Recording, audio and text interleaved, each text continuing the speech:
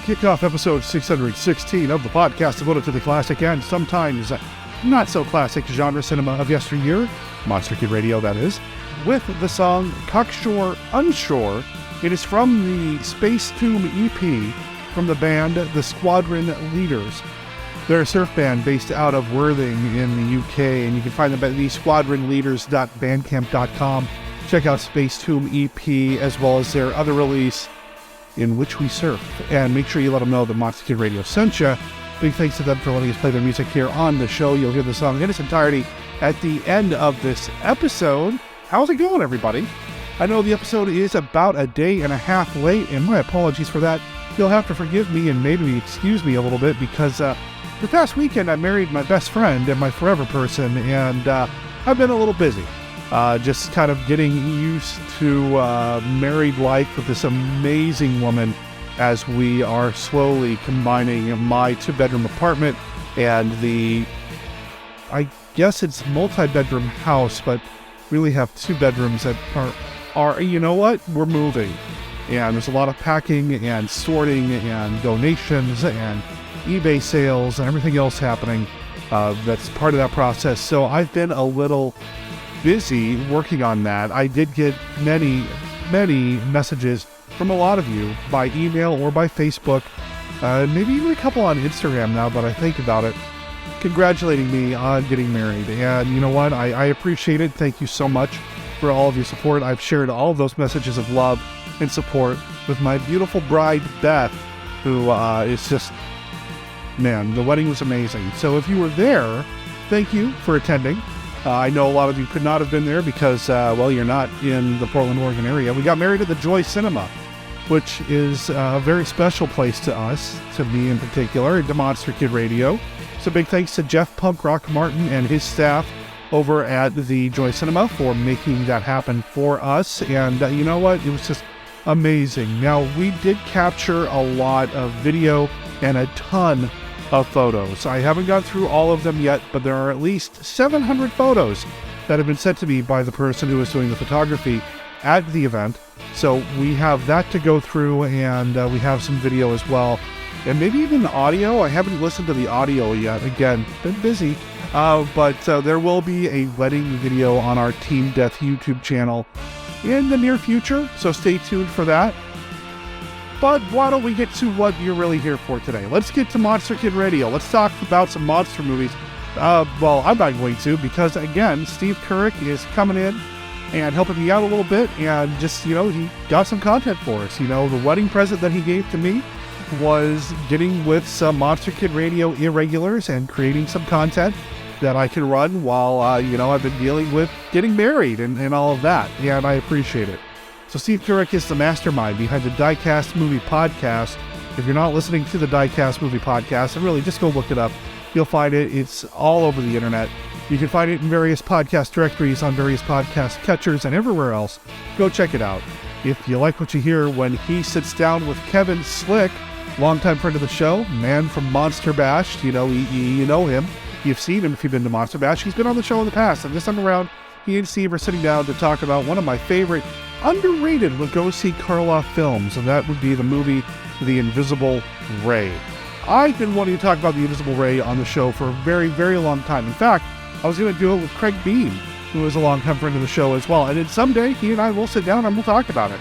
But in the meantime, Kevin and Steve are going to talk about it, so I hope you enjoy that. Of course, it will not be an episode of Monster Kid Radio without some amazing contributions from some amazing supporters and producers in their own right. We've got Kenny's look at famous monsters of Filmland and Mark Matzke's Beta Capsule review. So we've got that coming up as well. I did get a piece of email about the Twonky, and you know what? I'm going to sit on that until next week, I believe, is when we're going to go over feedback. So if you have any feedback about anything you hear on the show, feel free to email me at monsterkidradio@gmail.com or call and leave us a voicemail at area code 360-524-2484. We talked about the Twonky. I say we. Scott Morris and Steve Turek talked about that movie last week on the show. If you have any thoughts on the Twonky or the previous episode with Mighty Joe Young with Kenny, or anything really, anything you hear about on Monster Kid Radio you want to talk about, please email me or give me a call, and we'll include it on a future episode of MKR. And speaking of the future of MKR, let's talk about the present of MKR. The present is happening now.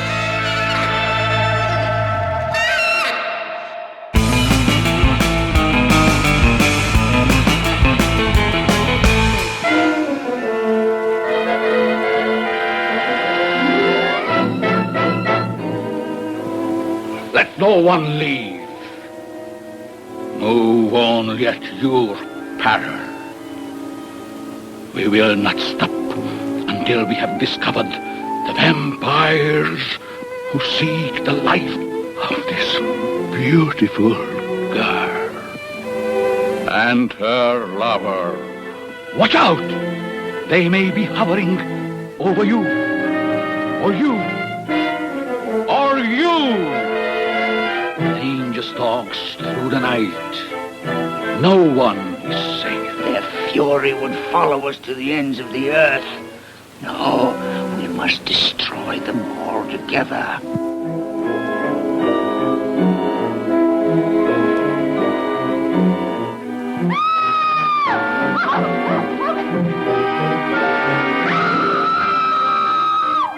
Scourge of mankind, they shall be found. I hereby summon to this place next week every person within the sound of my voice. You shall be judges of this eerie conspiracy. Here we shall meet Lionel Barrymore, Elizabeth Allen, Bela Lugosi, Jean Herschel, Lionel Atwill. Mark of the Vampire.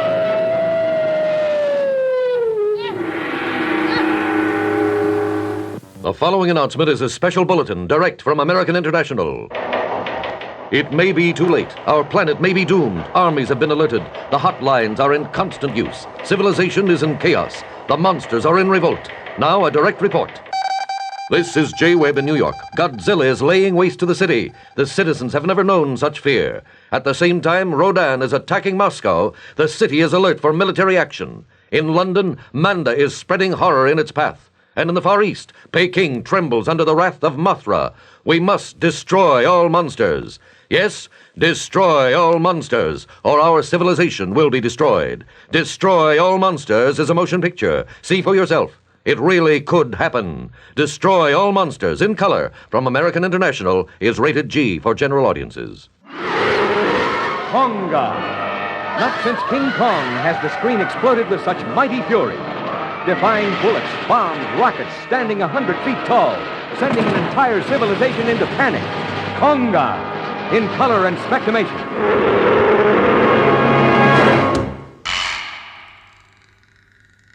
Live from the Land of Light in Nebula M78, home of the mighty Ultra Heroes, it's Monster Kid Radio's Beta Capsule Review.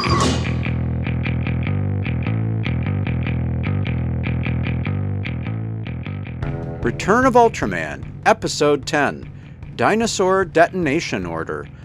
Original air date, June 4th, 1971. While digging for fossils with Mr. Yoshimoto's Monster Study Group, Jiro Sakata finds a dinosaur bone. He gets to show it off to Minami and Go, who arrive at the dig site just in time to witness a bulldozer uncover a large fossilized tailbone. Jiro and friends nickname the creature Stegon and look forward to working on its extraction. But a construction company claims the site and sets dynamite to blow up the specimen. Unmoved by the children's cries of protest, the construction workers proceed with the detonation. A strange substance is released from the fossil, dripping onto an unfortunate worker and dissolving his flesh almost instantly. All of Monster Attack Team becomes involved with the investigation, and although Go senses the fossil is actually alive, another detonation of Stegon is attempted. Rather than destroying the monster, the explosion revives Stegon, which burrows underground to avoid further bombardment. MAT cannot agree on a strategy, as Go and Minami oppose Stegon's execution. The two are subsequently removed from the mission, but provide unauthorized backup just in case things go awry, which, of course, they do. Dinosaur Detonation Order very wisely taps into the natural connection between a childhood fascination with dinosaurs and an affection for giant monsters, something that lies at the root of many a kaiju fan. This is brought home very winsomely in Episode 10. The children of the Monster Study Group are of two minds. They don't want any harm to come to Stegon, who almost becomes the mascot of their group, but they also cheer on Ultraman, who's there to keep them safe. This tension is at the heart of the Ultraman franchise in all its forms. Ultraman is a great hero, and monsters are awesome, so you can root for either side or both. The fact that kids tend to favor monsters is not lost on the screenwriter Shozo Uehara, who has the dinosaur-loving youngsters name-drop Godzilla, Rodan, King Ghidorah, and Red King, Twin Tail, and Takong, blending the worlds of Toho and Tsuburaya into one monster universe. For Monster Kid Radio's Beta Capsule Review, this is Mark Matzke reporting.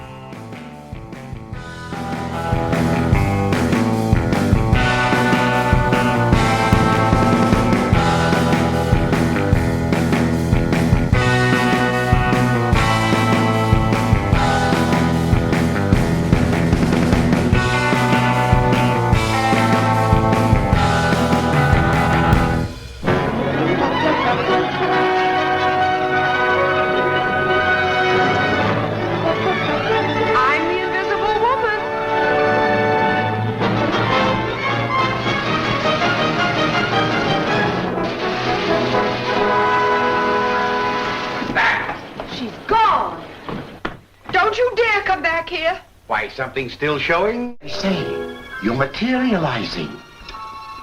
Go get your clothes on. Why, Professor, I'm ashamed of you. Get me a nurse, get me a doctor, get me something. George, we better get the professor. What for? To cheer up a lot of bedclothes? Come clean about how that machine works. Make me invisible. I did not invent that machine to make killers like you invisible. Oh, this is gonna be good. Whoopee! Those are the noisiest grasshoppers I ever heard. If Christopher Columbus were being shot at!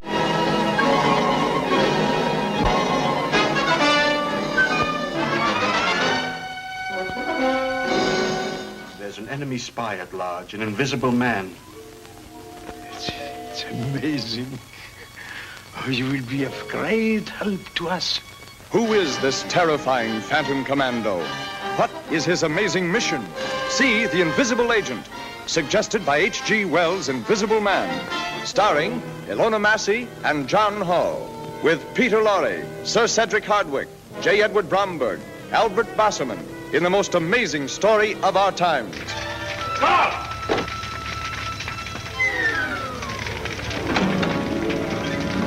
Steady now. Don't let him get away.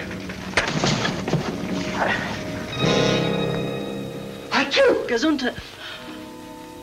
Who is there? How did you know I was going to England? I didn't, but... So the trap was all set, eh? Frank, how can you talk like that? Oh, what's this? It's full of hooks. Oh, they're tearing into me.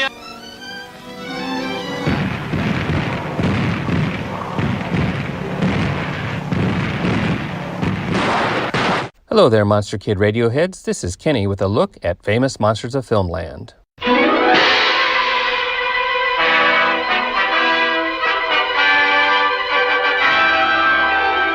Today we are talking about the classic Karloff-Lugosi pairing, The Invisible Ray.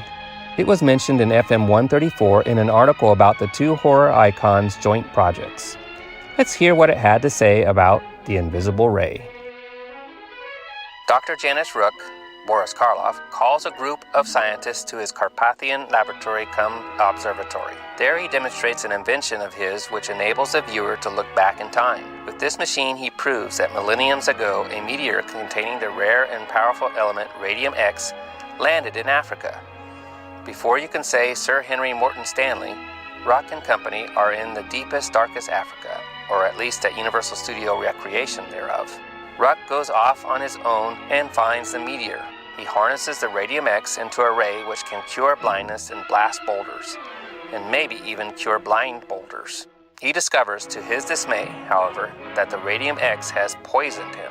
He glows in the dark, and his slightest touch is fatal. He keeps this secret from all but Dr. Felix Binet, who develops an antidote to Ruck's radiation poisoning.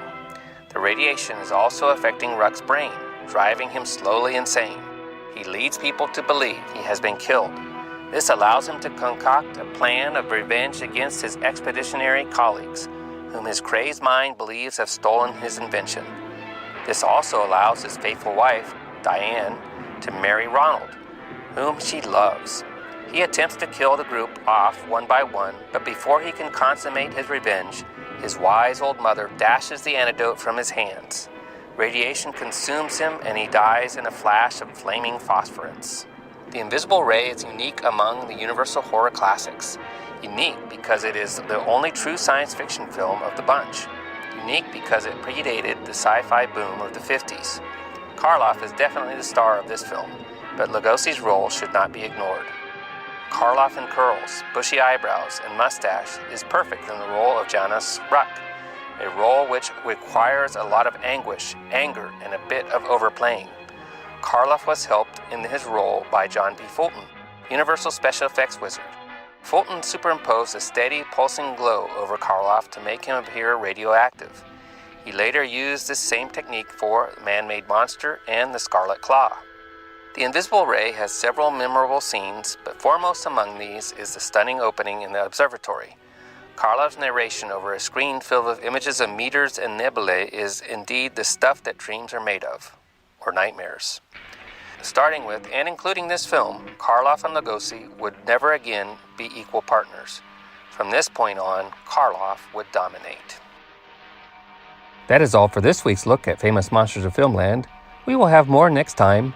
For MKR, this is Kenny saying adios.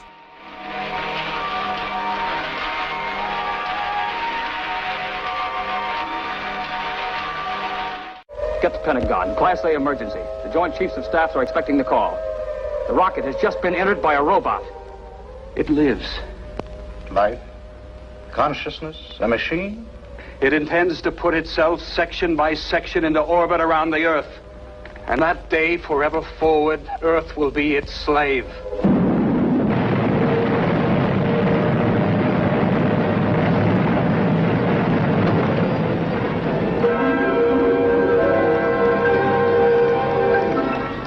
A boy made invisible by mysterious scientific force. Held in the sinister power of the Berserk electronic brain machine developed by the boy's father, famous scientist Dr. Tom Marino. You have 58 hours. If at the end of that time you have failed to supply the required information, the boy will be destroyed. Top scientists and brass from the armed forces confer on the emergency. One by one, they are trapped and microscopic transistors implanted in their brains. Each one of examination by Dr. Bannerman. May one ask why? Because at least two of us here, and maybe more, have one of these surgically embedded in their skulls. Which means they're completely under non-human control. Dr. Marino, you have been informed of the situation. My robot is already in space, and your son is completely in his hands. Marino, I direct your attention toward the television screen. You and your wife will remain here, and you will be obliged to look and listen. Are you ready, robot? Ready, Master. Good. You may begin with his eyes.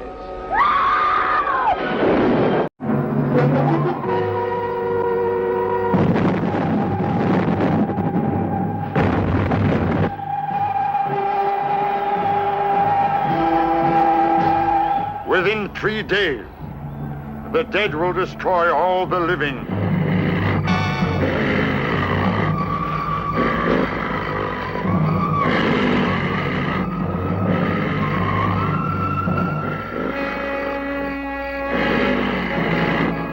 I am from another planet, outside your galaxy. I'm sorry, I just don't understand. Unless Earth surrenders in 24 hours, we will begin a mass invasion. We are invisible. We are invisible, Adam Penner. You cannot see us. From outer space come the invisible invaders. Living dead men threatening to destroy all life on Earth. Hello, everybody. Welcome to this emergency episode of Monster Kid Radio. It's an emergency episode because Derek asked me to help him out a little bit, and I'm doing a fill-in episode for him to try to keep these things working on a weekly basis while he goes through wedding preparations and other stuff as life happens. I don't know when this episode is going to come out, but it's late February, and we're just having a great time here enjoying this interesting weather that's been going across the country. But Derek did send me a letter saying he needed help with this episode and had the label on it from Derek the Magnificent. And being an old Johnny Carson fan, I knew right away, oh, it's like the Karnak thing. So he wants me to do that. So I put on my special hat and I hold the envelope up to my head and I think, who should be guest hosting with me? Kevin Slick. Now let's see what clues Derek put in the envelope for me to do. Okay. It says, the Pixar movie Up the Bird, Banjo, and Oil. Well, of course, yeah, Kevin Slick. The bird's name is Kevin. Kevin plays the banjo, and his last name is Slick like an oil slick. And who's on the show? But right now it's Kevin Slick. Exactly. Just like an oil slick or a bird or a banjo. One of those things. Or all of them mixed together. I bet you never thought you'd be called named after a Pixar bird. No, when I was a kid, maybe some other people have had this experience. When I was a kid, I was always looking for other people with my name. Or you'd go to those places when you were traveling and they would have like little license plates you could get as a souvenir. And they'd have Bobby, Tommy, Rick, everything. And then like Kevin was nowhere to be found as far as I could tell. But, at a certain point, it was like, oh, it became a cool name, I think. And like Pixar movie, The Bird, you got a colorful shirt on. And it's a colorful bird. Of course, the bird in the movie was misgendered as a female. But, hey, Yeah.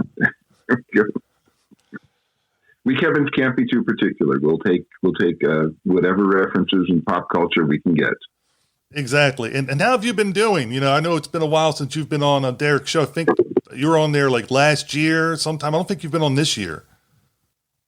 No, I don't think so. So I've been playing music as usual, writing and recording and playing live, mostly in the bluegrass kind of vein. But I've put out a couple of books recently that you can find on Amazon. If you look under Kevin Slick, there's one of poetry, one of comics and drawings, and just recently put out one of photography. So I've been doing that sort of thing. And gosh, what else? Just started playing the ukulele because I'm going to be teaching at a camp this summer where I was going to be just teaching mandolin, but they said, could you also teach ukulele? And I thought, yeah, I guess I can get a ukulele and learn how to play it. So that's kind of been what's going on lately around here. I can almost hear like Tiptoe for the Tulips now coming through.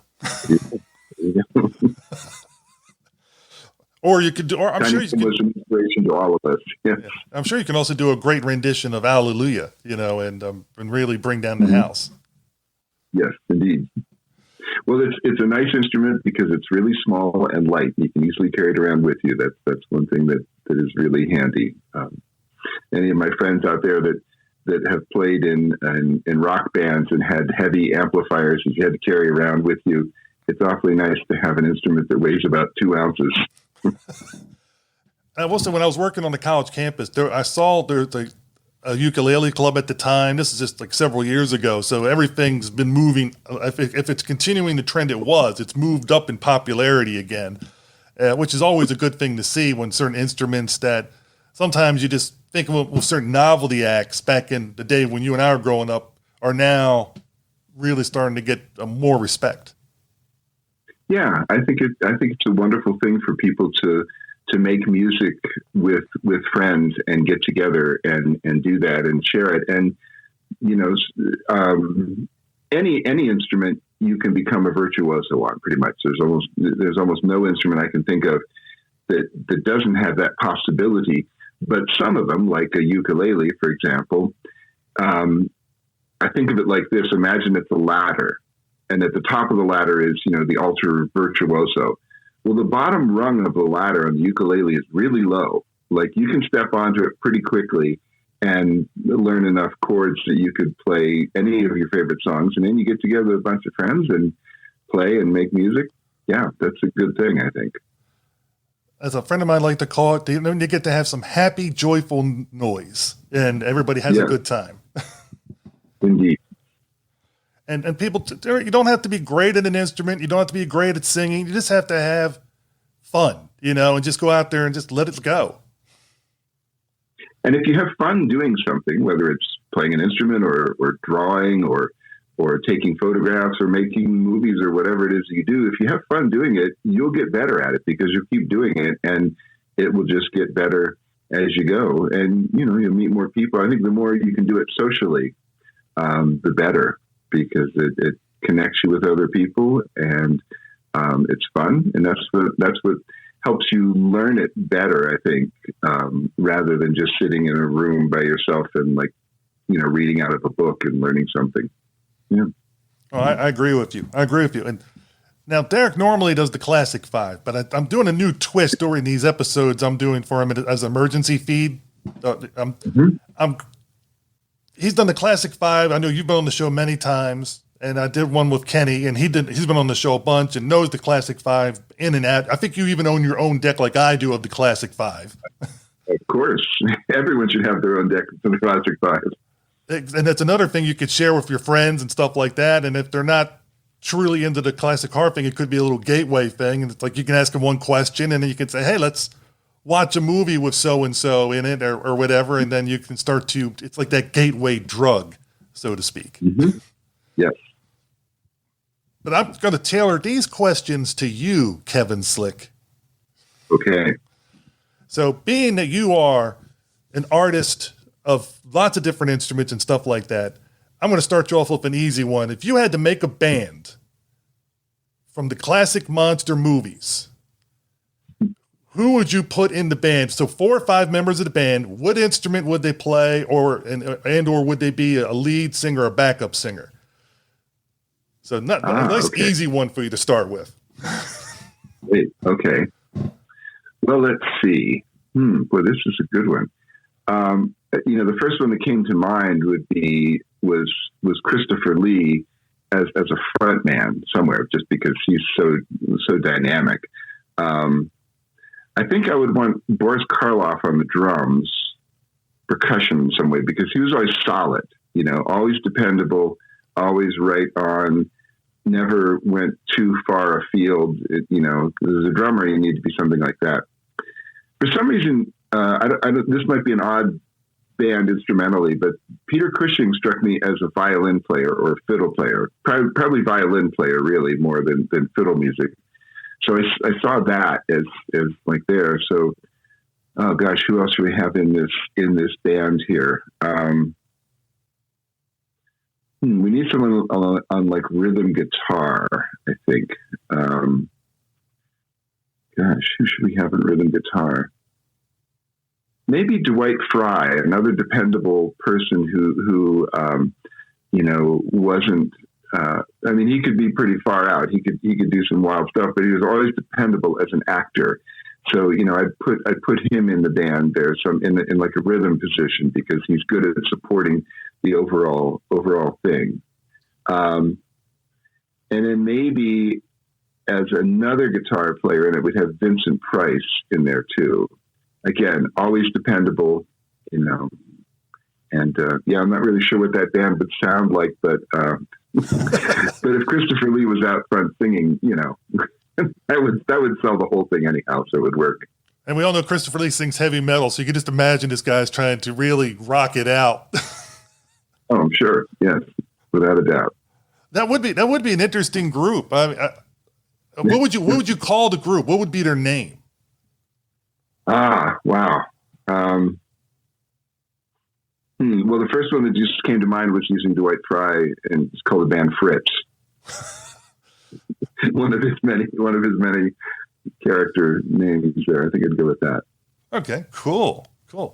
Now, keeping in the music theme, there's been a lot of monster movie music, you know, done over the decades. What's one of your favorite? Taking away the Monster Mash, because you're so much associated with the Monster Bash. I'm gonna disqualify that one from you. I don't want you to give you the easy out. Gotcha. Okay. Pick another song or two that you consider like go-tos for a monster fan. Oh, for like so in pop music kind of thing. Yeah. Buck Owens did one about Monster Holiday, I believe it's called. That's a cool one. I always liked I Walked with a Zombie, that just pretty much repeats that line over and over again. It's not really directly related to the movie I Walked with a Zombie, but it's a great little one there. Werewolves of London is another one that it probably realistically should disqualify too, because it's so obvious. But I'd go with I Walk with a Zombie. That's definitely a good one. And for me, just because of my weird sensibility, I'd go with the Purple People Eater. That's a classic. The 50, and that's actually a great one. I hadn't thought of that, because that has that whole 1950s sci-fi thing going on with it. I don't know. I just love it. You know, it gets you into that beat, especially I disqualified the Monster Mash, but you put that Monster Mash, Werewolf of London, and you throw in the other songs in between them. So you got your tent pole. You can have a good little party score going on there, party list, a playlist. I'm sure Jeffrey Cree, as we both know from Monster Bash, being the DJ he is, I'm sure he can come up with a great list right off the top of his head and really keep us going. Oh, there's Witch Queen of New Orleans. That I forgot about that one. That could possibly slide into the monster theme there somewhere too. I'll tell you that. And of course, we'd all know if we're doing this with more modern recent renditions, we'd also have Mark Statler being a singer. Oh yes, well that whole album has got the Creepy Chiller band thing. That's great stuff all over that one. Exactly. So I mean, we know tons of people that do current stuff and the old stuff. Oh, it's just great. Yeah. Musical score. So we're gonna go. What's one of your favorite scores for a classic monster movie? Well, the Hammer Dracula films are great. I think, in that they use that recurring sort of little motif, the Dracula thing like that in there. But probably my favorite, it has to be King Kong. The original King Kong has a great score to it, in that it strikes me as that it's very symphonic. Like the whole thing, you can listen to that whole score like you would listen to a Beethoven symphony, and it flows nicely like that. It doesn't repeat a whole lot of things. Each kind of scene, each segment has its own sort of movement, like a movement in a symphony. And so that would be one of my favorites. It's it has sort of a vaguely I don't know, what do I want to say, tribal, kind of jungle thing, but it doesn't overdo it. It doesn't overplay that whole thing. It's really more like the whole hugeness of King Kong is what's coming out in the music, rather than, okay, we're in a jungle, so I'm going to play bongo drums or something like that. It has a flavor that I think is really captivating. And now to take that and change it a little bit, the last 20, 30 years, which one of your favorite monster movie scores? Wow. Gosh, I have to think about movies I've seen that were made in the last 20 or 30 years. Most of the movies I watched are in black and white and were made about 100 years ago. But no, I'm trying to move you to the modern era. Yes, and now you're dragging me kicking and screaming into the 21st century. I appreciate that. With your ukulele backing you up.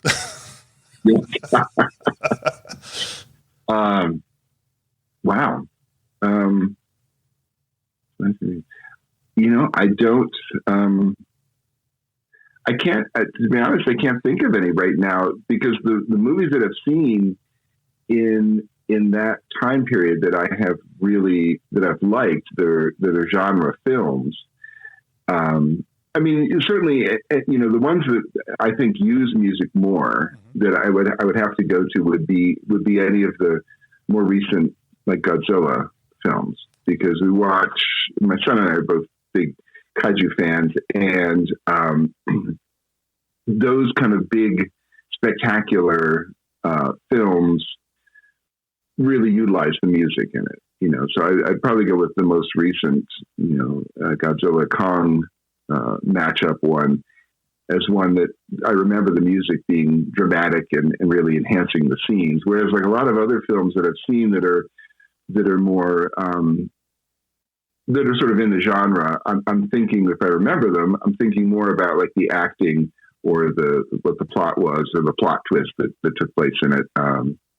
Films like A Quiet Place or something like that, which I thought were really fascinating, but I don't remember the music as being that memorable in those ones. Going back to Godzilla, the recent Godzilla movies, Godzilla King of Monsters.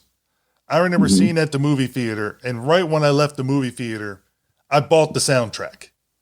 Because I just enjoyed the take that was done on it so well. And do you remember that soundtrack? It had that like tribal riff going on with it, with a mixture of the old and the new, and it just it just clicked with me, and it's something I listen to when I'm taking a long drive. I'll still put it on, and it's just like, oh, this is it hits my kaiju loving sweet spot.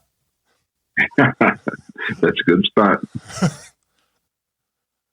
But do you remember that one at all? I mean, I know you're talking about Godzilla versus Kong, but the one before that. That I can't remember it specifically, but I enjoyed all of those ones, so I probably heard it in there and liked what I heard somehow. Awesome. And now the most pressing question: at this June at Monster Bash, are you going to be performing live on stage? The June Monster Bash. This June, I don't believe I don't believe we're going to be doing the Bash Boys this June, but we'll be doing them in October, I think, is if I'm remembering correctly. Because some of the times with Monster Bash, those of you that have been there know, it's a miracle if we can keep it all on schedule. And sometimes when there's just so many different things that we want to schedule in, it's hard to fit them all in. So I think it's the June one that we decided we're going to take a pass on and come back in the October one, just to allow some more space for getting some other things in there. We've been developing some more of the things like Leonard Hillier's game shows, which are fabulous. I enjoy those immensely. I really liked What's Your Monster and the Match Game and those things that he's been doing, partly because it's got that great nostalgic vibe of game shows that we all remember. But they're actually, I love the What's My Monster one, where you're watching the panelists and you're thinking like, oh, they're on the wrong track. They're going down the wrong track. Ask a different question. You're getting, off track on it. But amazingly enough, I don't know how many times they pull it out. When you think they're not going to get it at all, when they get to, okay, give us your final answer. And John Paul, check it. Like pulls it out of somewhere, or Tom Shabilla will pull it out of nowhere. It's like, where are they going to get?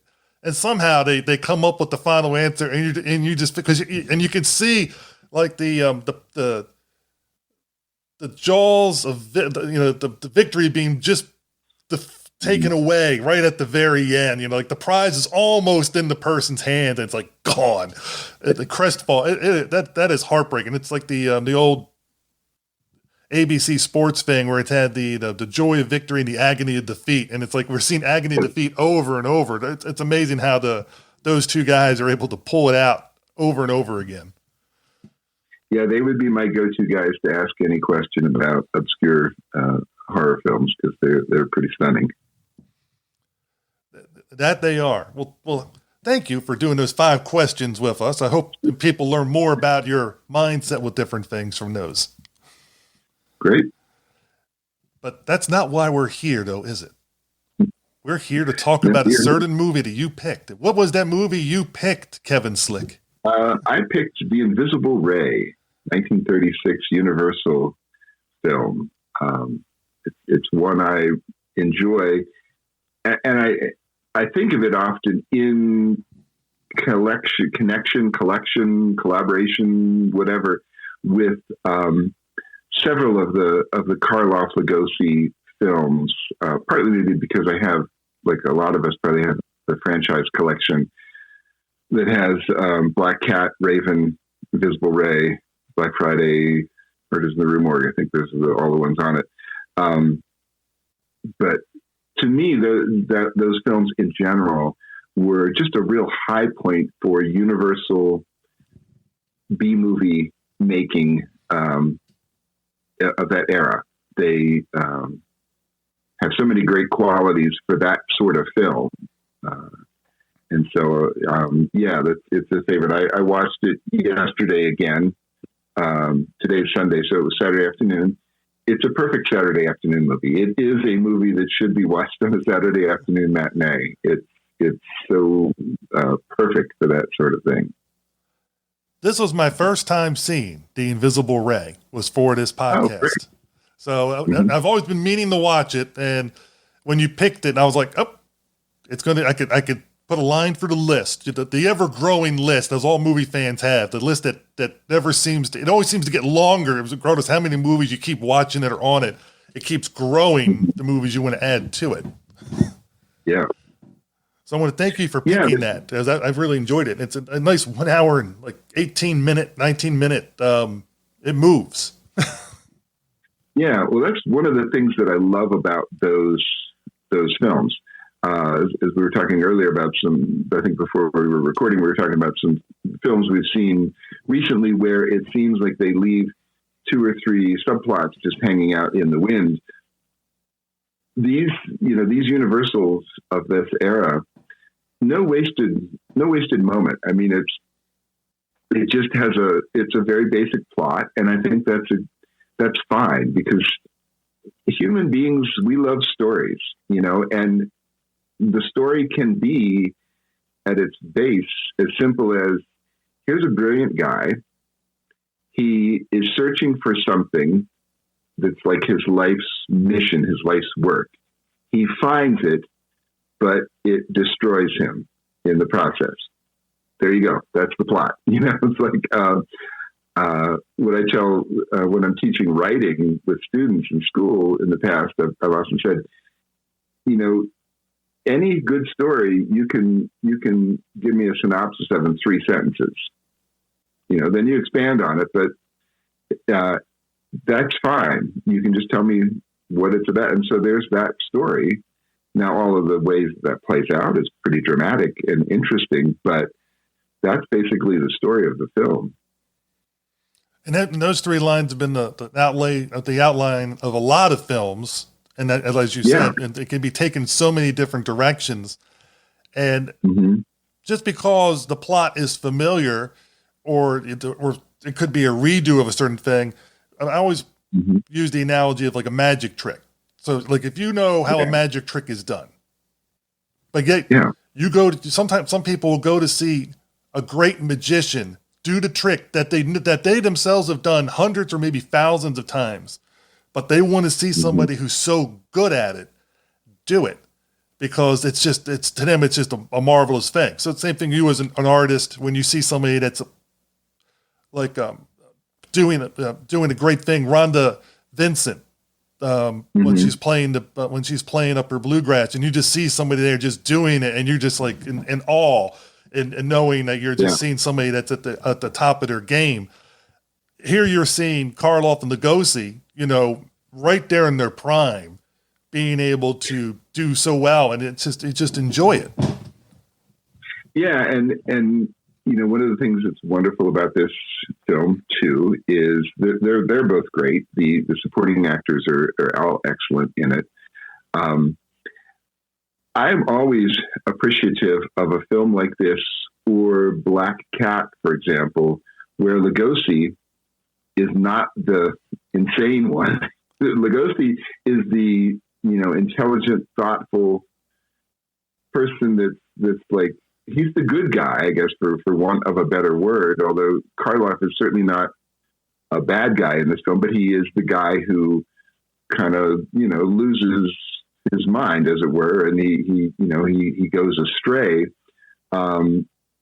Lugosi is the reasonable person, and he gets to play, as this Dr. Benet.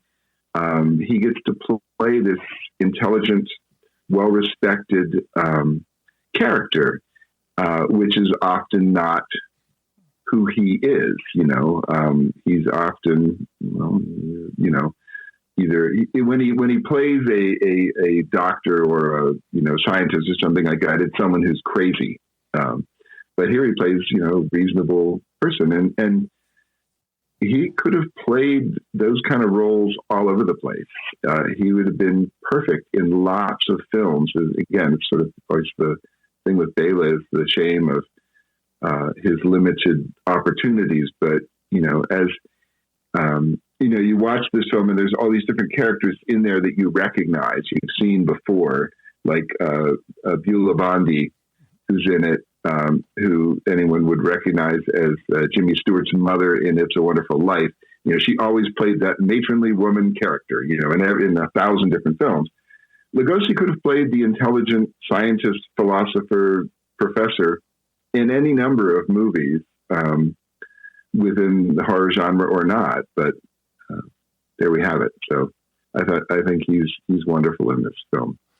And I want to mirror your same thoughts, where it was nice seeing Lugosi play an altruistic character, going through and looking at what can we do to benefit mankind, and also wanting to help Karloff's character, Dr. Rook, get through these issues, and brilliantly solves it, but also seeing where things could go, having that presence of mind, like, we got to do this together, and really I look as Karloff's character falling into jealousy, and part of that was brought on from the poisoning the radiation poisoning he was going through, and part of that was also he's not used to being around other people. He was more of a hermit type scientist, and who just wanted to be left alone. And I think being thrown in with other people and other personalities, not normally being able to handle that.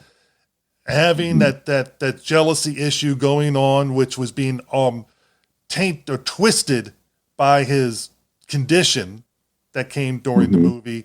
I think those three factors caused him to be this fallen character, where he started off in a good way, but then he was also looking at the ways to use the stuff he was discovering in a destructive manner, but also was, unbeknownst to us until later in the film, was also looking at it in a positive manner, because one of the things he did was to heal his mom, and but at that same time, it took him forever. Who knows how much time had passed in the movie time, how much time had passed in the movie, where he took him to develop that, where Lugosi's character, Dr. Benet, was also doing it to heal people, but he was healing hundreds, maybe thousands of people from their their ailments, and and Karloff's character only focused on one.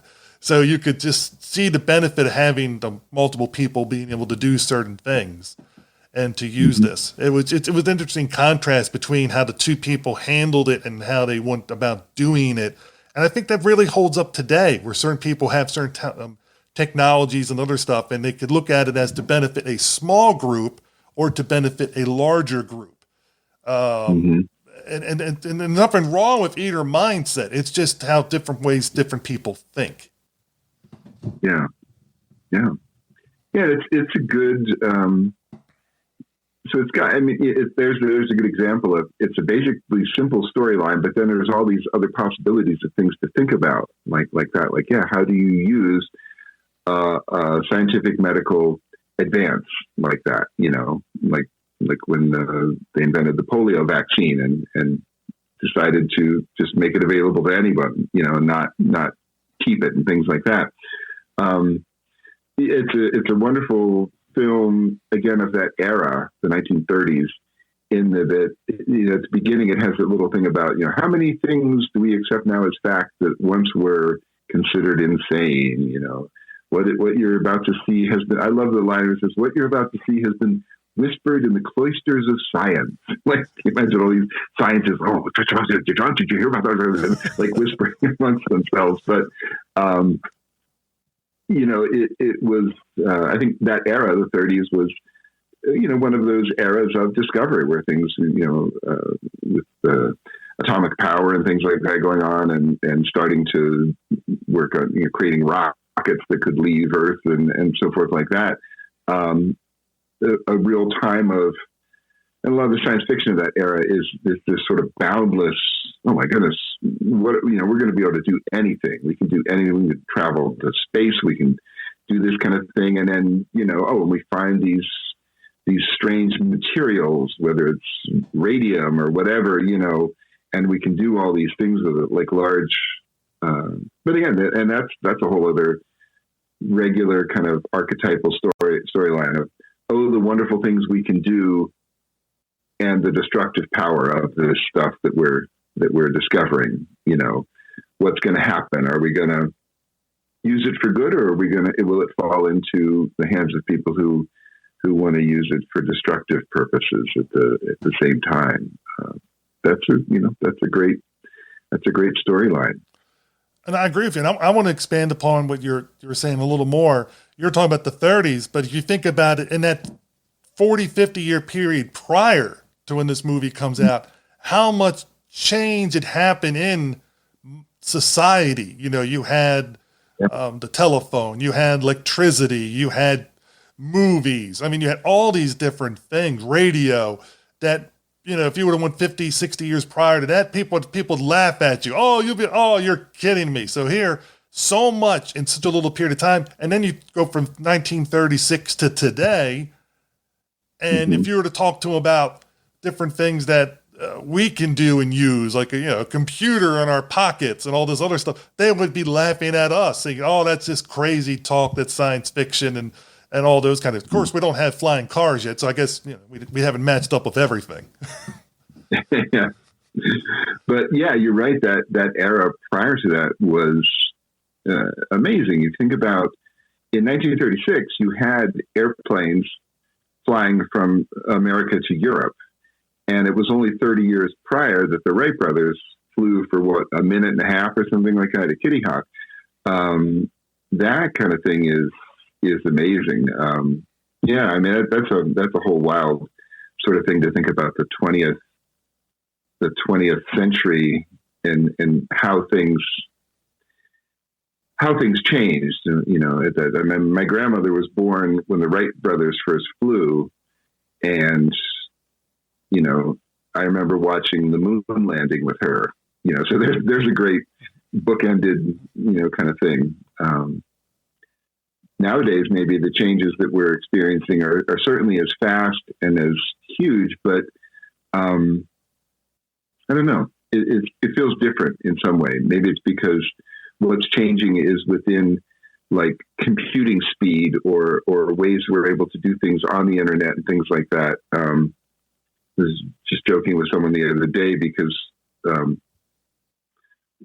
we had this idea for something at this bluegrass festival we were playing at. The idea came up like the week before. And of course we were able to get it because it was like, well, what is there in the world right now that you can't go online and order it and have it delivered to your door the next day? Like nothing. Pretty much anything you want, you can get sent to you right away. That's pretty crazy wild, but it somehow feels different thinking about like the Wright brothers to Apollo 11, that kind of change. Oh, it is. And I was going to say, tagging on with your thing about interesting things, you can also wonder what if. I used to teach at different companies CPR first aid classes. And one time I was teaching at Baltimore Gas and Electric, which is like the power company of the area here. And I was down at one of their main headquarters locations in Baltimore City, and they had all these pictures up of old time pictures from the early 20th century, late 19th, early 20th century. And I was reading the captions with, and I was talking to this one guy, and in there, I think it was 1920-ish, they had electric trucks powered by electricity. And so this is technology that's been going on for 100 years, but because the distance they could go was limited, that's why vehicles went the way they went, for that last 100 years. But we were both talking like this is like 20, 30 years ago when we were talking about this. What if it would have actually followed the other path? What would technology be like today with all that innovation and all that focus being put on that? Where would we be if that 100-year period would have focused on the opposite technology? And it's like those two paths. And again, that science fiction, science fact type thing, it's just people just didn't want to go with it at that time. Who knows where we would be now? Yeah. Yeah. And that's certainly very much in the theme of this film. This, you find this incredibly powerful thing. What do you do with it? Where does it go? How's it used? It's, again, Karloff, I think, plays the character really well because he plays out all of these kind of conflicting emotions of because at one moment, like you said, he heals his mother with this thing that he has discovered, which she's been blind for some amount of time. But he is also ranting and raving about having more power, that he can destroy, entire continents, across the world or something like that. And so it's a little incongruous, but he plays that sort of thing well. And in fact, even as the film ends, with his mother, basically, there's the lesson. You should have listened to your mother, because she told him right off the bat, don't do this. You're not good with people. Like straightforward, like pretty harsh, don't do this. But he does, he goes off and, again, has to listen to his mother at the end. And it's like, yeah, this is, you've done the wrong thing. There's only one way to atone for this, which he accepts, but, finally, but perhaps too late in some regard. But, I'm always interested too in watching a film like this, which deals with all of these kind of big issues, within the context of a film of that era. Because as we mentioned, it's a short film, 78 minutes, something like that. You have to, the bad guy, whoever the bad guy is, has to be punished in some way, or, die, or whatever has to happen. And the love interest has to come together. There's like certain, things that have to happen in the film, but, I don't know. But interesting if the film was made today, maybe, and it's like, well, could you have tweaked some of those things? Could there be some different things come out of it? I don't know. That might be. I'm always interested in watching that sort of thing. On one hand, it's kind of comforting because you watch the film, and it's like, well, okay, these characters are gonna end up married, living happily ever after. We know that because they're the young man and woman that look good together. Of course, it's going to happen, that sort of thing. And, the creepy old scientist is going to die. Okay, that's a given. But, still much fun and enjoyable. And I agree with you, because as soon as you saw the two characters introduced to each other. It's like, oh, you already know the whole plot that's going to go. My first time seeing it, but I knew, okay, I know where this arc's going, and it's there for that point and that purpose. And thankfully, they're not a major focus of the movie. They're a focus of it, but they're not the driving element, because that's, to me, was the least important part. It just added to a contributing thing to drive Dr. Rook more nuts. But I want to posit out there that I think he was already unhinged before the trip to Africa a little bit, as his mother was saying, because he was not adjusted to being around other people in society. He was more used to being a loner, having his own way. It seemed like when he tried to bring up his ideas before, he was scoffed at. So who knows how he went about doing it. But before we found out that the radiation poisoning, or whatever, the radium poisoning was going on with him, he was showing the destructive power to Ray to keep the guys there to help him at his finger. Africa, like to say, look, I see that rock, watch, and like this, I can turn. And then he turns like, I can do it to you. Oh, no. And I'm thinking, we'll stay. I'm thinking one of the guys has a rifle, and all they got to do is wait for him. He's away from the thing. Bang, he's gone. Let the animals get him, and they can call it a day. Yeah. Well, that's one element of the film. I think that's, if you watch the film today, or if you've never seen it and you're watching it today, similar to a film like King Kong, for example, which, any of these films of this era, which take place in Africa at some point, is going to have the unfortunate stereotypical, African people that are helping the white scientists go and do their thing. And, the whole bug-eyed, sort of crazy, yes, boss kind of thing like that. It's like, it's unfortunate. I think you can still watch a film like this or Kong or something like that and enjoy it and appreciate it for what it is, and also acknowledge, that's an unfortunate stereotype that was often played out, an unfortunate caricature. One of the things we noticed watching it, because my partner Vicky and I were watching it yesterday, was she commented that she said, the way that people talk in these movies of this era, and it's not really like a British accent, although some of the characters in the film are apparently British, but it's this sort of way of speaking that is kind of like a shorthand for like, well, these people are intelligent.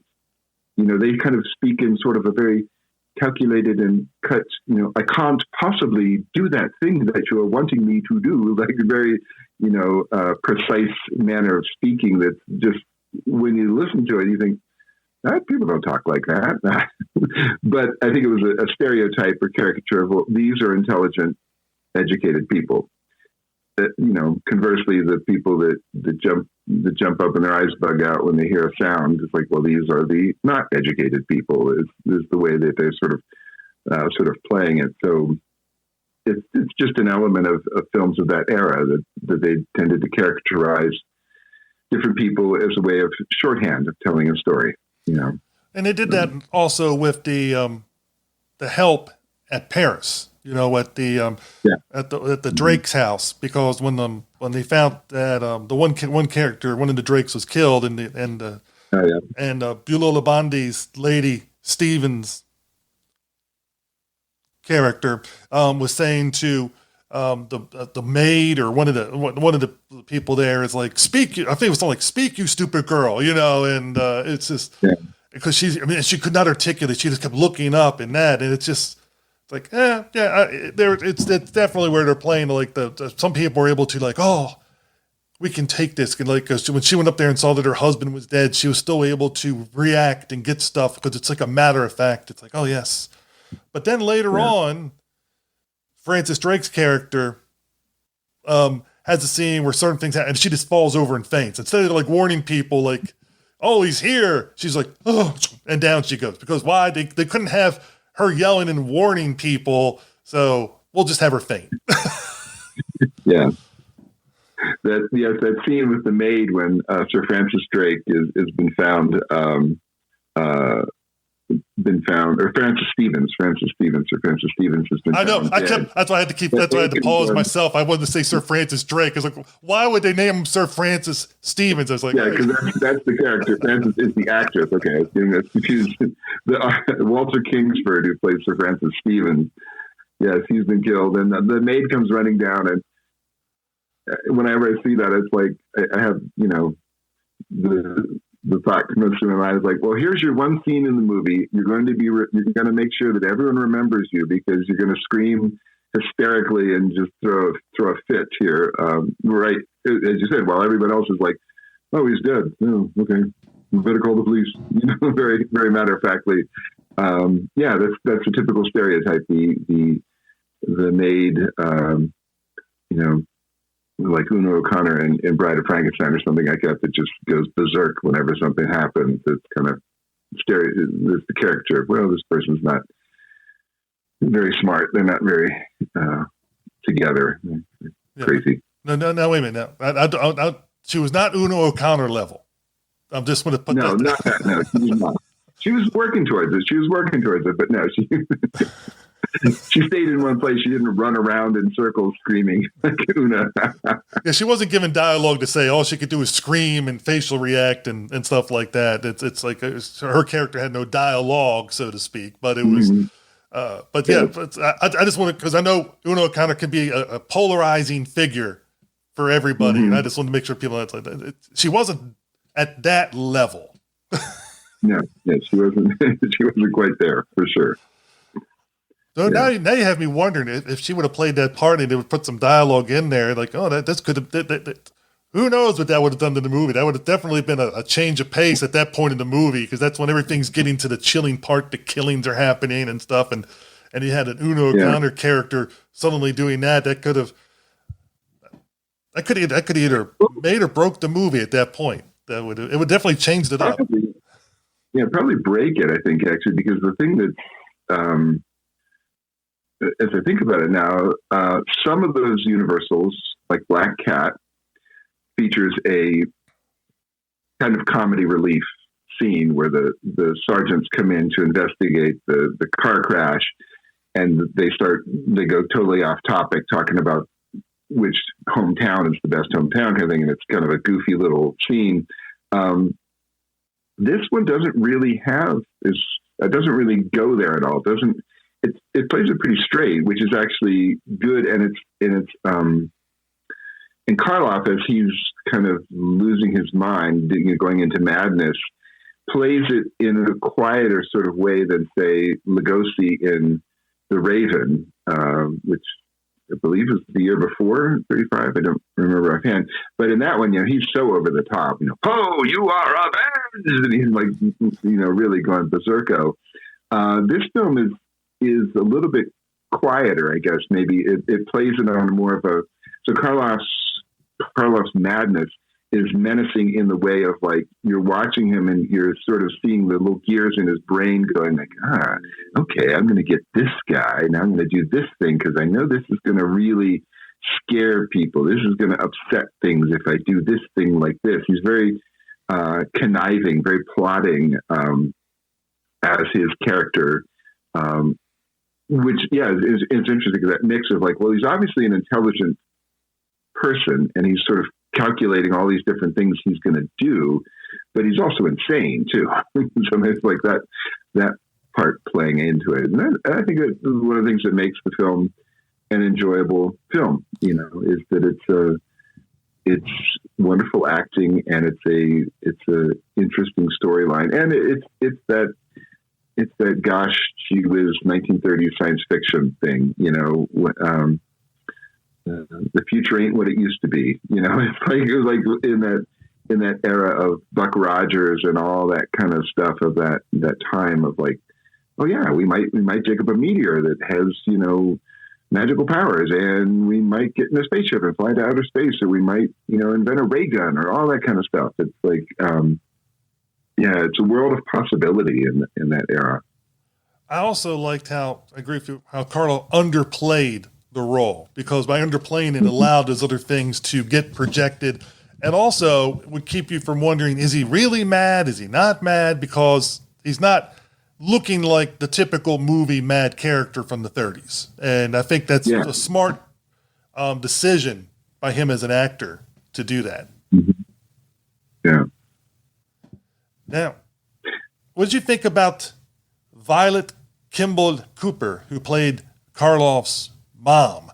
I think they were like a year apart in real life. Oh, that's interesting. Yeah, I mean, she's wonderful as this elderly woman who is wise in the world, certainly knows her son and knows what would be best for him, even though he does not follow her wishes. It's perhaps an interesting character of that era, that it's a wise older woman, sort of the sage, who is the one who knows what's going on. And there's an interesting scene at the end when she has, more or less ended Karloff's reign of terror, basically put a stop to it. That the president of the scientific society that is there comes up and says, I must pay you homage, or however he says it. That's kind of an interesting thing, like that it's a woman character. The old woman is the sage that everyone admires and looks up to, whereas again, like a lot of films of that era, the older woman would possibly be, it'd either be like the maid working there, or they would be sort of the witch or voodoo mistress or something like that from Son of Dracula or something. One of those sort of characters. This is this very person wise in the world who doesn't say a lot, but what it's like when she talks, you better listen, because she's the one who really knows what's going on here. And basically, she's the hero of the movie at the end, because she's the one that causes an end to the antagonist story. So it's which is different than normal types that you would see in a 30s movie. It's not often where it's a female character, let alone a female supporting character. Not even one of the main supporting characters, probably third on the list of the actresses. So when you're going down the line, and I thought that was kind of like neat to have her, because it all fit within the story arc that they were going with, that she would be the one at the end to take care of it with her cane, so to speak, which reminds us of another movie where a character did take care of a child with a cane. Good reference. Wow. Yeah. Well, Claude Rains side reference there to that one. Yeah. I was thinking too, she's in her way, she's kind of almost like a Van Helsing character from the 31 Dracula, where it's like, well, there's this older guy that knows what's going on, and eventually people will come to listen to him. In that way, the plot has some similar stereotypes, in that you've got Francis Drake as the young woman and Frank Lawton as the young man. He doesn't do much other than look handsome, in the same way that David Manners doesn't do much in Dracula or, those films other than look handsome and be kind of, the guy that's the stable, normal guy that the woman will eventually want to marry. That part is fairly typical of films of that era. But again, as you mentioned, they're really not central to the plot. They're, they could be anybody in that role. It's just you needed some guy to fall in love with the girl, and that's what he does. Yeah, I look at him as both being eye candy for the 30s. That's okay. We need to. You want to hit different audiences. So since your lead actors are older, you want to get some that are younger, so that way you can bring in other people. Everybody's trying to hit those different marketing things, and and Universal had the dog in it, because I think wasn't it one of the things they always like. I'm trying to remember his name. The guy that ran Universal at that time. Was it Carl Laemmle? Yeah, Laemmle. Carl Laemmle. Yeah. I think, if I remember correctly, he was quoted as saying something like, "Oh, every movie's better if it has a dog in it," or something like that. Because well, that's the dog. Yeah, the dog, the Great Dane that they have in that is like the size of an elephant. But that's kind of interesting too, in that you were talking about Karloff underplaying things in the film. When he first discovers that he has radiation poisoning, I guess is what it is that he has. And when he touches someone or something, they die. It's his dog. And, that scene is wonderfully done in that he's sitting there, he realizes that there's something wrong. He doesn't know what it is. And he's kind of, you can see the mind racing, like, what am I going to do? What am I going to do? And of course the dog comes up to you, as dogs do. Like, the dog is here to comfort you. And he kind of absentmindedly pets the dog on the head, and the dog falls right over. It's kind of a very matter-of-fact thing, and then he realizes, like, oh my goodness, I kill people when I touch them. I kill any living thing when I touch it. That was played well. Like, it didn't build it up like this is a big dramatic scene, get ready. It was kind of like matter-of-fact, and then, oh man, something's really wrong here. And I enjoy that when movies do that, because sometimes the movies will play everything up. The music's already, everything's telegraphed, the imagery. Mm-hmm. But in real life, which movies are not, I mean, I know it's a different art form, but in real life, things happen, boom, and it can happen anytime, anywhere, when anything's going on. You could be eating a meal and somebody drops right over. I mean, anything could happen at those particular times. And I think that adds the impact to it, because you weren't expecting it. And I mean, of course, when I saw what was coming up, I'd never seen the movie before. I knew, oh yeah, I think I know where this is going. So I knew from that point. But I can imagine audiences maybe back then not knowing he had a killing touch, because it's called the invisible ray. So why would you think he had the touch of death, like the Midas touch, but in a bad way? Of course, the Midas touch wasn't a good way either, but.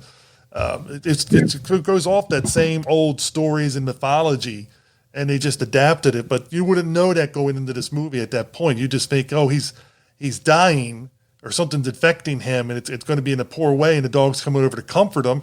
And if he didn't have a killing touch, it could have been where he's petting the dog, and the dog's right there with him, and then how's he going to handle the situation? So it could have been played a lot of different ways. But if you did, at that time where you wouldn't have known in 1936, possibly, I think it's the end of the dog. That's a good point. The title, The Invisible Ray, I hadn't really thought about it till now, but the title basically seems to refer to the beginning of the film, where he talks about being able to capture a ray of light coming from the Andromeda galaxy that has, this scene on it, basically, of how this meteor came to Earth. But that's really pretty much the only place where the invisible ray is utilized in the film. I mean, unless the ray that they use from the Radium X that they discover is part of it too. But that's kind of the main. I mean, they could have titled this film "The Killer Touch," or you could have titled this film several other things that might reference more of what actually goes on in the plot in it. But I agree with you. I think the ray was used two ways: one at the very beginning, and one where it got used as the destructive mechanism and the healing mechanism. Because it saves you a lot on special effects if you call it the invisible ray. Hey, you can't see it because it's invisible. Well, and another thing I wonder about the film that's wonderful about the film is the gadgetry that he has in his laboratory, and then the ray gun itself is very 1930s sci-fi looking kind of thing. It plays up well, and it's interesting because it's mixed in with his laboratory is in the Carpathian Mountains. So, the first setting you see is this like old castle that could be from the Frankenstein movies or something. And all of the servants in the place are vaguely Tyrolean looking. And so it's like, oh yes, they probably just pulled those costumes right out of the wardrobe set that they used in Frankenstein, the lederhosen and whatever else. But then it quickly does move into, a modern world kind of story, which is nice.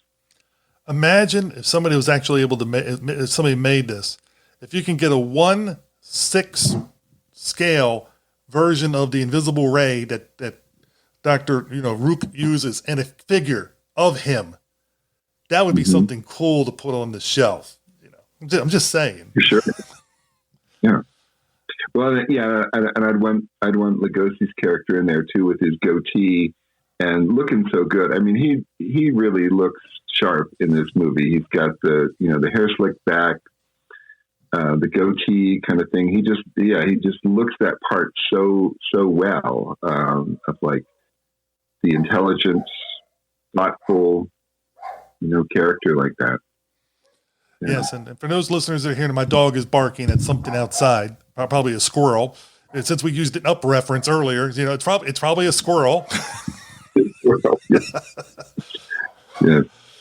I knew it's if I said that movie, he'd probably be like squirrel, and off he went. But it happened. It was a delayed effect. But alas, those squirrels will move on. I'm trying to think other things I wanted to bring up with the movie. The one thing I don't think we really talked about was the music. What did you, obviously with your background, what did you think of Franz Waxman's score? Enjoyable.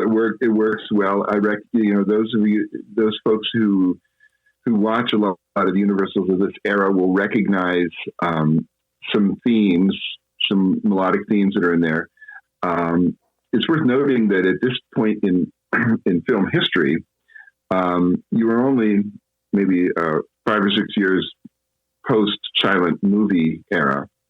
And in the silent film era, there were sometimes scores written for films, but not often. Generally, the more common thing was that there were pieces of music that were written for like a chase scene, a love scene, a dramatic scene of this sort or that sort.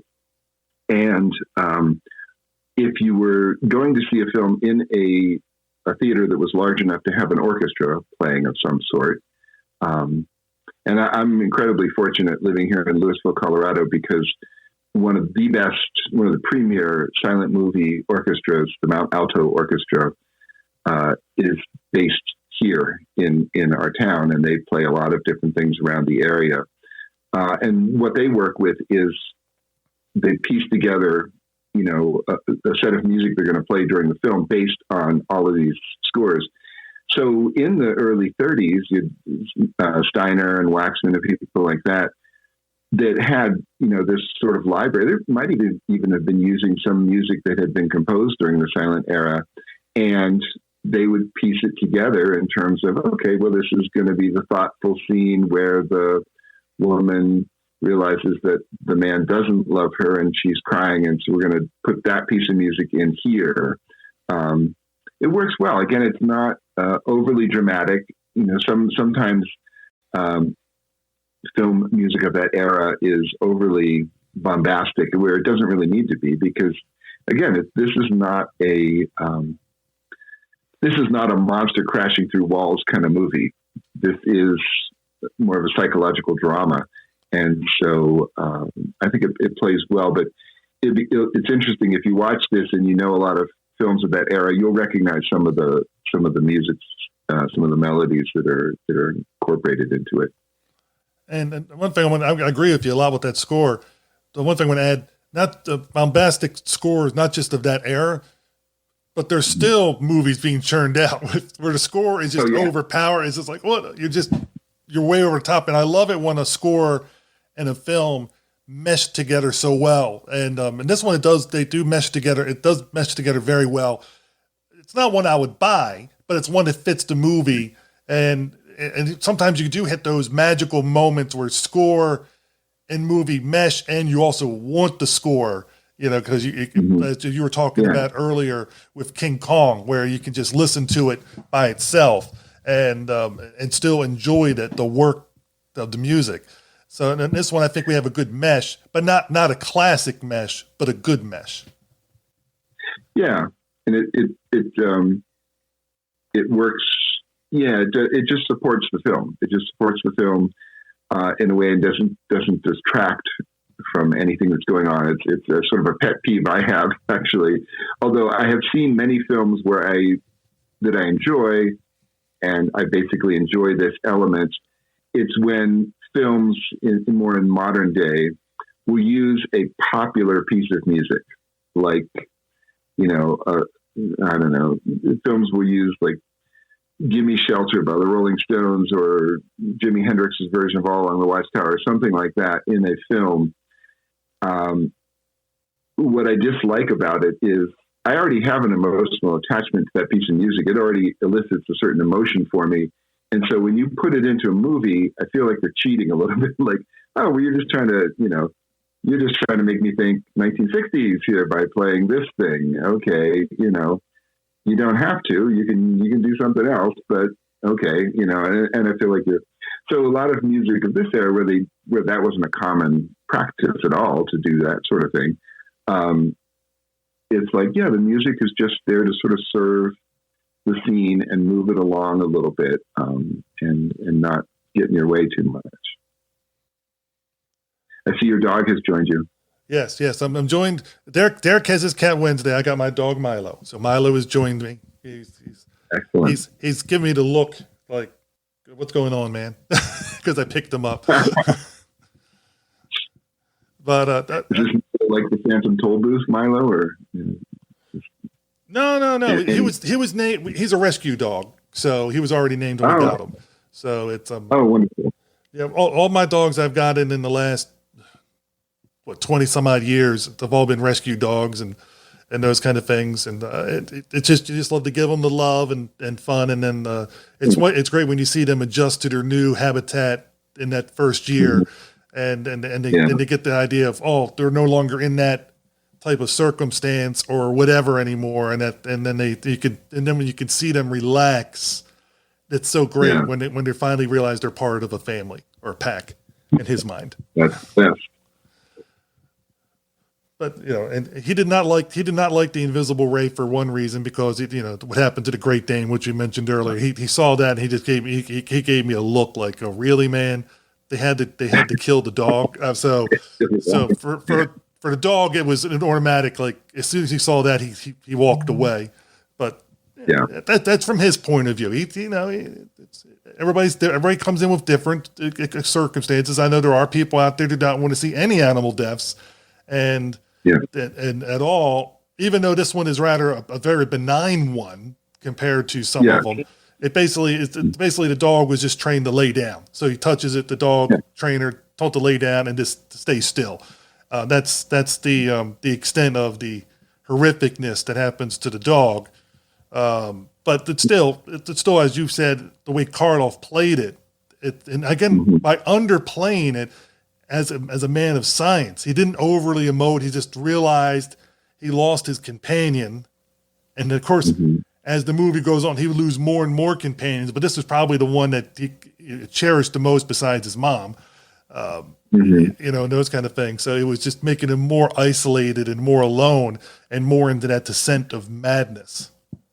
Yeah. But otherwise, I enjoyed this movie. It's definitely one I'm glad I watched. I don't own it, and for listeners that don't own the movie, it is on archive.org. So it's out there. It's readily available. It's also on Blu-ray. And what is the how good is the quality of the Blu-ray print? Because you have that, I'm sure. I don't actually. I have it on a DVD set with it's on a set that has it's called the Lugosi collection, I think, and it's got Black Cat, Raven, Murders in the Rue Morgue, Black Friday. I haven't seen the Blu-ray of it, to tell you the truth. And as we were talking earlier, I think before we were recording, with some films of this era, I feel like having it on a DVD is fine. If I saw it, like King Kong was one that I had on DVD, for example, and then I did see the Blu-ray, and I thought, okay, this is a significantly more enjoyable watch version, I'll get that. Some of them of that era, as we talked about, sometimes seeing it more clearly is not really necessary. It doesn't really enhance anything. There's a lot I would imagine in this film, a lot of stuff would probably tend to show, because there's a lot of matte painting and things in this that, if you know what to look for, okay, that's a painting. Obviously, I know what they're doing here, that castle shot and things like that. It might end up being more distracting if that sort of thing looked more clear, and you could see the lines, in it more delineated. It might not really help it. For me, it's fine like this. I'm this way about a lot of the art forms that I love, whether it's music or books or things. The people that have to have the particular favorite record on 150 gram vinyl virgin pressing sort of thing or something like that. I think I'm not, I don't have a sophisticated enough sound system where I could tell the difference between that and playing it off a CD or streaming it. And same thing with movies. I don't have a, sophisticated enough TV, although it works fine for me, that I'm going to notice for the most part much of the difference in like, oh, well, yes, I'm glad I have that on the new Blu-ray remaster or something like that. You and I were talking about that, and I brought up Gojira, which I have the lovely DVD version when it came out, when they're releasing a lot of the original Godzilla movies on this nice DVD set with all these special features and stuff like that. And then, of course, they came out not that long ago with the Blu-ray version of it. And I remember talking actually with Derek off air one time, and he said, "Aren't you going to get the Blu-ray?" And I'm like, no, because it has special features. I said, yeah, but it's only like 2 or 3 special features different than the DVD, which for me, I'm kind of weird with special features. It's not the main reason for me to get something if it's only 1 or 2 things different and the rest I have. I'm really more concerned about the quality of the print. And if I have the DVD is just so well done, I enjoy it. But I know if I get the Blu-ray, something just tells me it's going to be one of those, I'm going to see too much. And I'm going to be like, oh, it's destroying that movie magic, which you were just talking about.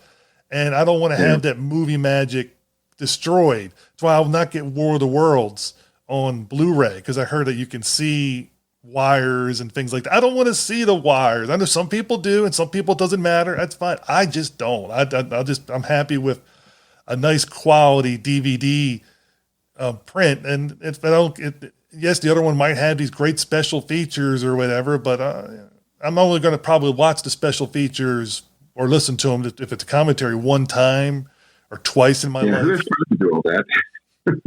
There's so many good movies to watch. Who has time to watch all the special features? I mean, yeah, I hear you. Yeah, but I think that's a thing we both agree on. So I think you and I are in the same mind. But hey, other people, that's fine. It's your money. Go for it. That's what you like. Yeah, we live in a wonderful age for that sort of thing of stuff being remastered and refurbished and whatever, and different ways you can enjoy it. Yeah, I'd say go for it.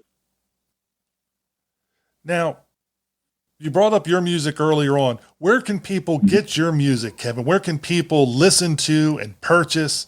And yes, I know people can listen to it on Spotify, but I've purchased some of your CDs before, because my thing is, if there's certain music I like to be able to support the artist, and that way they create more of that work. How can people do that same thing? Probably the best is just kevinslick.com. There are some physical copies of CDs available there. Of course, Spotify and Apple Music, any streaming service like that has a lot of stuff you can hear. But that's just kevinslick.com. Probably has all of the different links to things that you could find, whether it's books or music or whatever. Yeah, I haven't gotten into your books yet, but I know from listening to your music, I'm assuming the poetry book is going to be is amazing. Because if you can write the songs that you write, I mean, it's pretty much the same thing without the music. But I always think it's funny when you listen to somebody that is an artist like yourself, and then you read a book of poetry, you can almost put a soundtrack from that artist in your mind when you're reading the words because you're familiar with their work. For sure. Yeah, definitely. Yeah. But thank you for helping Derek and me out, with Derek and doing this emergency episode. Yeah. Well, and it's for the best of reasons. If Derek is busy doing wedding stuff, that's a good thing to be doing. And I think a lot of us have been really happy hearing his podcasts with Beth on and enjoying that whole thing. So, like I said, I don't know when this will be running in relation to that, but it's a wonderful thing. I think a lot of us are quite happy to help out and be a part of that whole fun thing. Oh, I'm always happy to help him and just give him a chance to have that little extra breathing room if he needs it, when he needs it, and that kind of thing. And obviously he and Beth, from hearing them on the podcast and talking to Derek also, are doing really well together. He's obviously hitting above his pay grade, whatever you want to look at it. Yeah, well, it's wonderful because, he's getting married in the morning. Ding dong, the bells are gonna chime. Yeah. Pull out the stopper, whopper, but get him to the church on time. Or get him to the convention on time. Get him to Monster Bash on time. Get him to the podcast on time.